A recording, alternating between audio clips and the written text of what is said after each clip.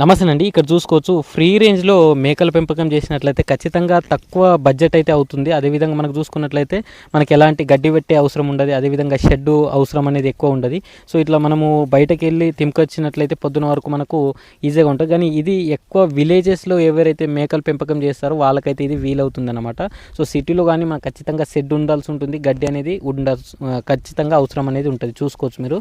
So వీటికి ఎలాంటి రోగాలు కూడా ఎక్కువ ఆశించాయన్నమాట. ఎందుకంటే ఇవి రకరకాల తీగ జాతి కానీ అలాలు కానీ అదేవిధంగా మొక్కలు కానీ చెట్లు కానీ తింటూ ఉంటాయి కాబట్టి దీనికి ఎలాంటి రోగాలు అనేది ఎక్కువ కనిపించాయి అన్నమాట. సో హెల్త్ పరంగా కూడా బాగా ఉంటాయి, బాడీ షేప్ కూడా బాగా వస్తుంది. సో ఇలాంటి మనకు రోగాలు కూడా ఎక్కువ రావు.